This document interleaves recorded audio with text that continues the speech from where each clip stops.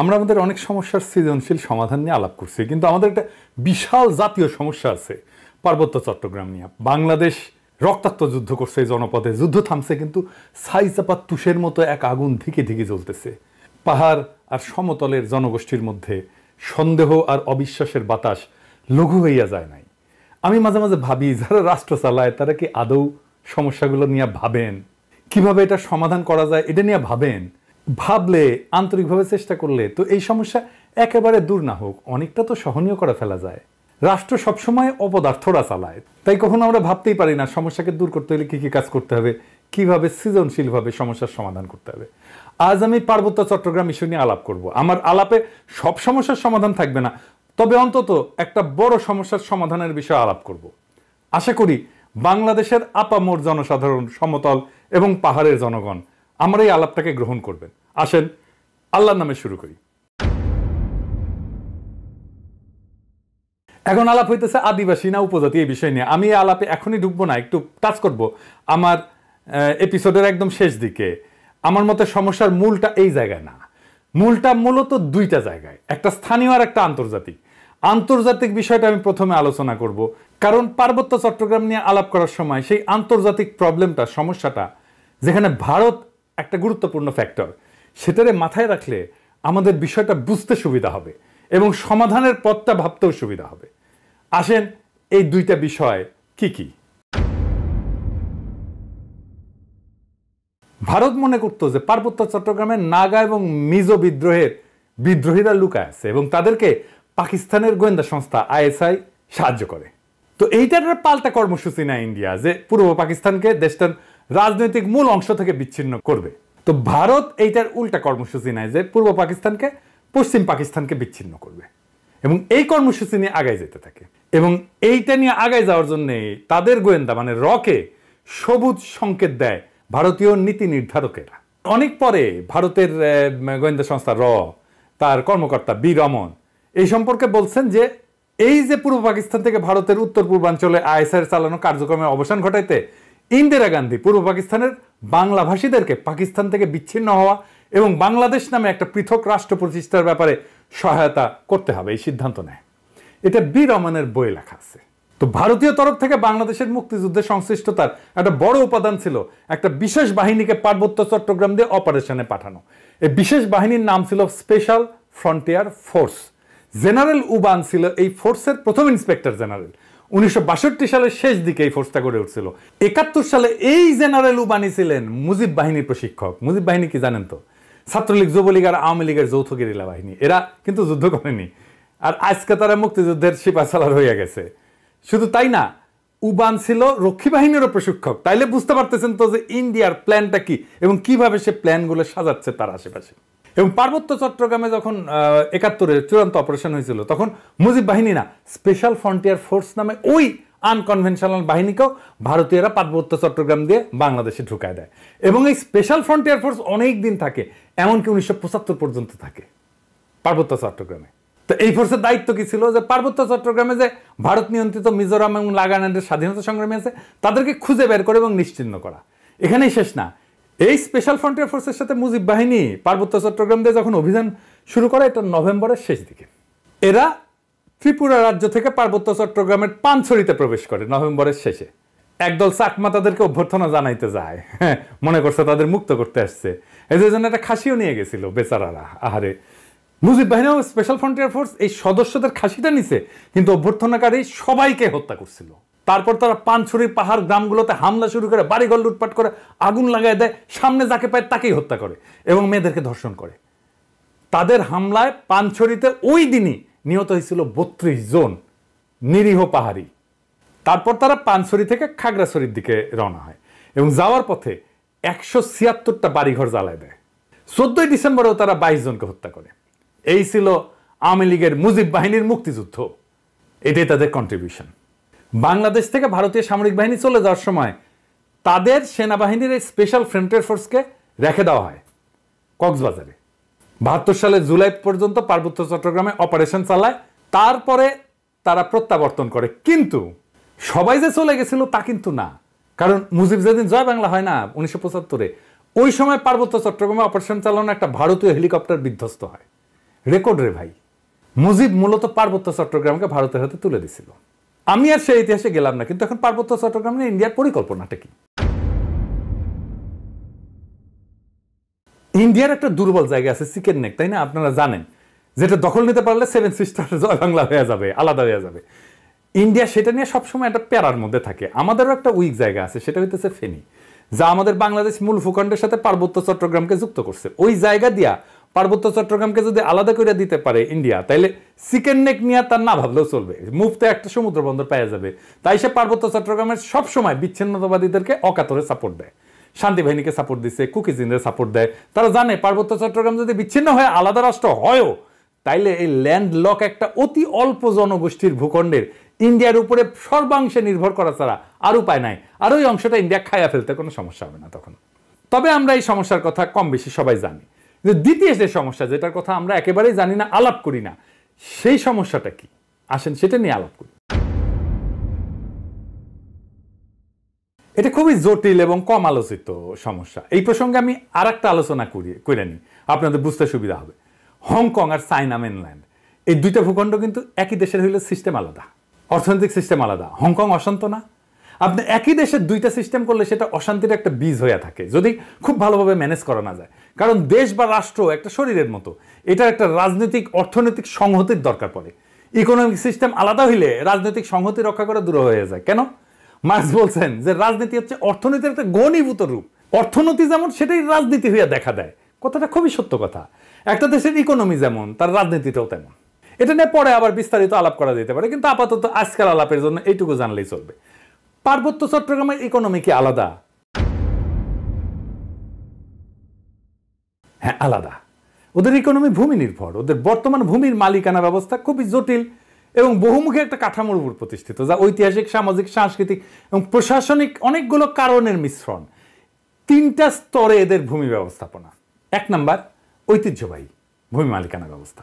এটাই সবচেয়ে বড় ভূমি ব্যবস্থাপনা। আনুমানিক 50 থেকে 60% ভূমি এই ঐতিহ্যবাহী ব্যবস্থাপনার আওতায় পড়ে। কেমন সেটা? এইটা গোষ্ঠীভিত্তিক মালিকানা, কোনো ব্যক্তি মালিকানায় না। পার্বত্য অঞ্চলের প্রধান জনগোষ্ঠী যেমন চাকমা, মারমা, ত্রিপুরা এবং অন্যান্য গোষ্ঠীগুলা তাদের নিজস্ব ঐতিহ্যবাহী ভূমি ব্যবস্থাপনা পদ্ধতি অনুসরণ করে। এই ব্যবস্থায় জমির মালিকানা সাধারণত পরিবার বা গোষ্ঠীর মধ্যে থাকে। এটা একটা মৌখিক ঐতিহ্য, লেখাপড়া কিন্তু নাই, কোনো দলিল নাই।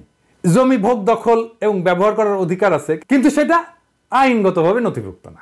জুম চাষ হয় না পাহাড়ে, এই জুম চাষের জন্য যে ভূমি, সেইটা কিন্তু এই ঐতিহ্যবাহী কৃষি পদ্ধতি এবং এই ভূমি মালিকানায়। এখানে জমি ব্যক্তিগত মালিকানা না, বরং গোষ্ঠীগত মালিকানায় পরিচালিত হয়। 2 নাম্বার মালিকানা হচ্ছে সরকারি ভূমি মালিকানা। সরকার যেটাকে রিজার্ভ বন ঘোষণা করছে, এটা সরকারের মালিকানা। পার্বত্য চট্টগ্রামের একটা বড় অংশ আমরা জানি যে রিজার্ভ ফরেস্ট বা সংরক্ষিত বন হিসাবে ঘোষিত। এই ভূমি বন বিভাগ দিয়ে নিয়ন্ত্রিত এবং চাষাবাদ এবং বসতি স্থাপন এখানে নিষিদ্ধ। তবে আপনারা জানেন যে পার্বত্য চট্টগ্রামের অধিবাসীরা ঐতিহাসিকভাবে বনের মধ্যে চাষাবাদ করে এবং বসতি স্থাপন করে। তো সরকার যদি নিষিদ্ধ করে দেয়, তাহলে তাদের ঐতিহাসিকভাবে চাষাবাদের পদ্ধতি ছিল, সেটা নষ্ট হয়ে যায় না? এটা মাথার মধ্যে নাই ওদের। কিন্তু এটা একেবারে বন্ধ হয়নি। এই সংরক্ষিত বন এলাকায় অনেক বসতি আছে জনগণের এবং ঐতিহ্যগতভাবে এই ভূমি তারা ব্যবহার করে। এইটাও একটা ভূমি বিরোধের অন্যতম কারণ। 3 নম্বর হচ্ছে সরকারি প্রকল্প। কাপ্তাই হ্রদ বাঁধ প্রকল্পের জন্য ব্যাপক ভূমি অধিগ্রহণ করা হয়েছিল, যা স্থানীয় জনগণের ভূমি হারানোর অন্যতম কারণ হয়ে দাঁড়িয়েছে। আমরা এই প্রসঙ্গে সমাধান পর্বে আলাপ করব। আনুমানিক 25 থেকে 30% ভূমি সংরক্ষিত বনাঞ্চলের অধীনে রয়েছে।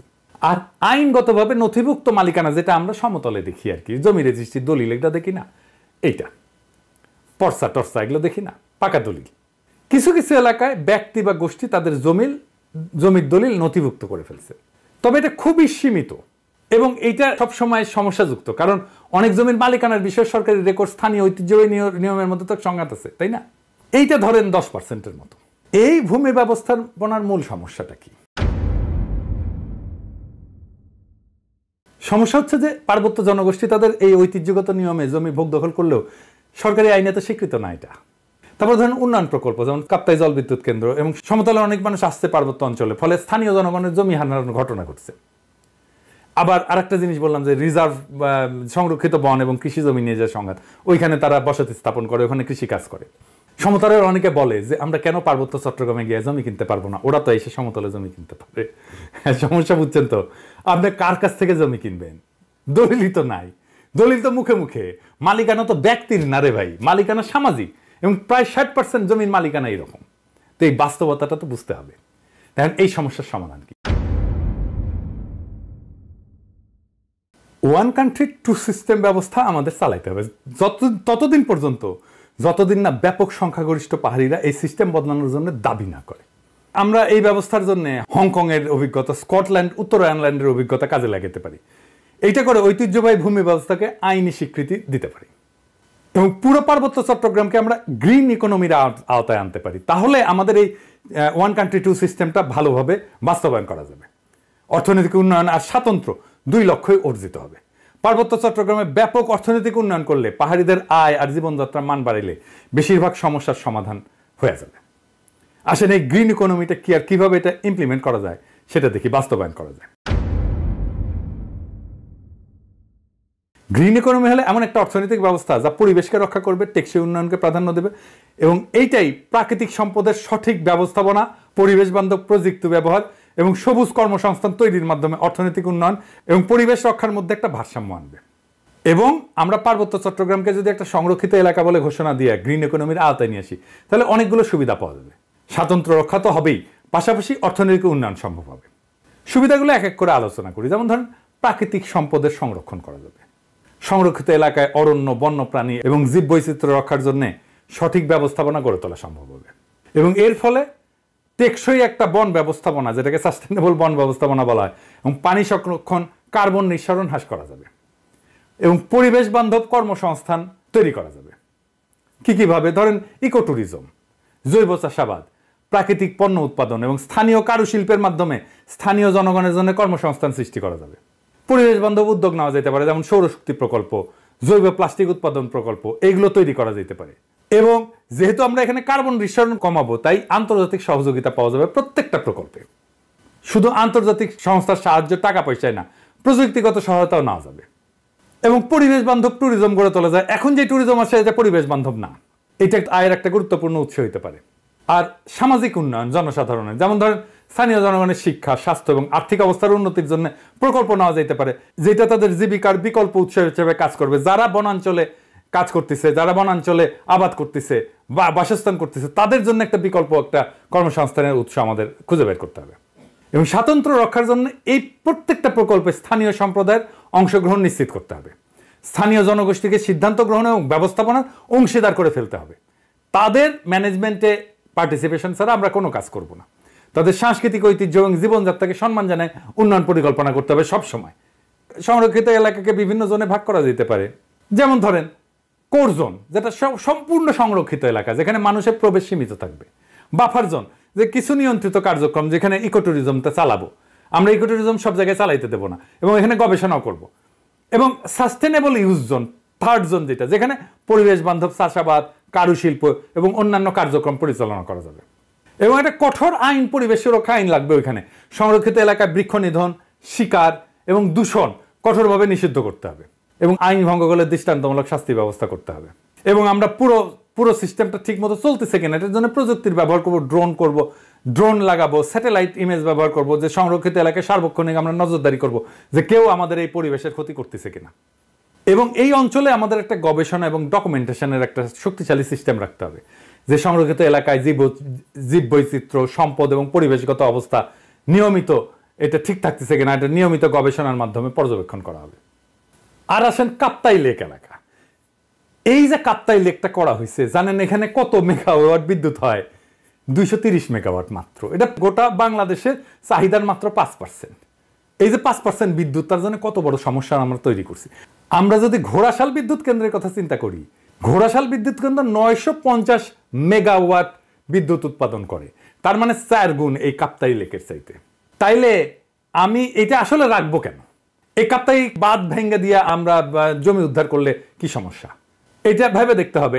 এটা নিয়ে আমাদের সিরিয়াস চিন্তা করতে হবে যে আসলে আমরা কাপ্তাই বাঁধটা রাখবো কিনা। একটা দীর্ঘস্থায়ী প্রবলেমের সমস্যার সমাধান করছে। কাপ্তাই লেক থাকবে না, কাপ্তাই লেকের দরকার কি?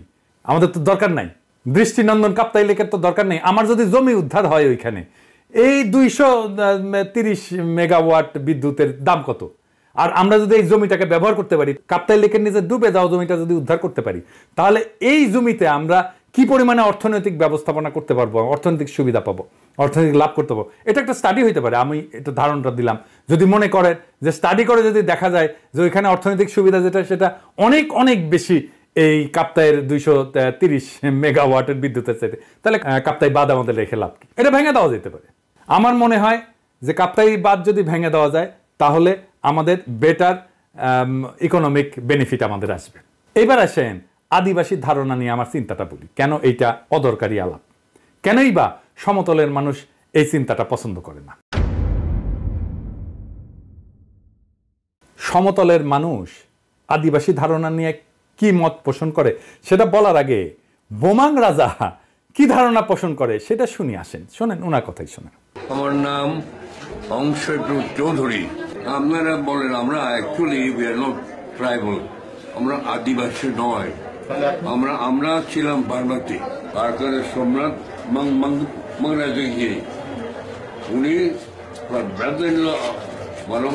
বোমাং রাজাকে 1614 সালে গভর্নর অফ চিটাগং, টেকডম রাজা গভর্নর ছিল।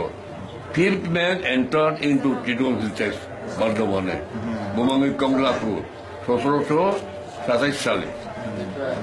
283 বছর আগে আমরা এখানে যুক্তি।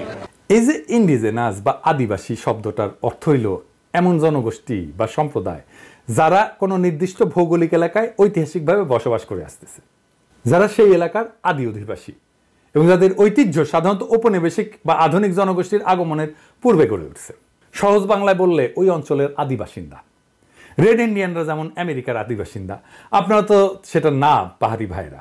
তারপরে যখন এই শব্দ ব্যবহার করার জন্য চাপাচাপি করেন তখন বাকি দেশের মানুষ এটাকে সন্দেহের চোখে দেখবেই। এটাও বুঝতে হবে। তারা জানে আদিবাসীরা যদি দাবি করে যে তাদের মানবাধিকার লঙ্ঘিত হচ্ছে, তাহলে আন্তর্জাতিক সম্প্রদায় তাদের আলাদা রাষ্ট্রের দাবিকে সমর্থন জানায়, সেই দাবিকে মেনে নিতে বাধ্য করতে পারে। আর আপনাদের তো জুম্মল্যান্ড সংক্রান্ত দাবি আছেই, আর ইন্ডিয়ার তো ফুসলানো আছেই, তাই না? এবং ইন্ডিয়া তো চায় এটাকে আলাদা করে নিয়ে একটা আলাদা তাদের মধ্যে খেয়ে ফেলতে। তো সন্দেহ তো যৌক্তিক। আপনারা যদি মনে করেন আদিবাসী শব্দটা আপনাদের আলাদা সুবিধা দেবে, আপনি বাংলাদেশ রাষ্ট্রের কাছে চান সেই সুবিধা, তাইলে আলাপ তো করা যেতেই পারে ওইটা নিয়ে। কিন্তু সে আলাপে না যায় যদি বলেন দেখিস আকাশে কি সুন্দর চাঁদ উঠিছে, তাহলে হবে। পাহাড়ে সবাই যেমন বিচ্ছিন্নতাবাদী না, এটা যেমন সত্য, তেমন সমতলের সবাই আপনাদের ব্যাপারে ইনসেনসিটিভ বা অসংবেদনশীল না, এটাও তেমন সত্য। তাই আসেন দুই পক্ষকেই বলি, সংঘাত আর অবিশ্বাসের কালকাটায় আমরা নতুন ইতিহাস গড়ি। হাসিনা বিরোধী লড়াইয়ে পাহাড়ি ভাই বোনেরা আমাদের কাঁধে কাঁধ মিলায় লড়াই করছেন। আমরা এই ঐতিহাসিক ঐক্যকে সাথে নিয়ে আগায় যাই। আমরা এমন এক বাংলাদেশ গড়ে তুলি যার গর্বিত মালিক হবে হিন্দু, মুসলমান, পাহাড়ি, সমতলী, চাকমা, বাঙালি সকলেই।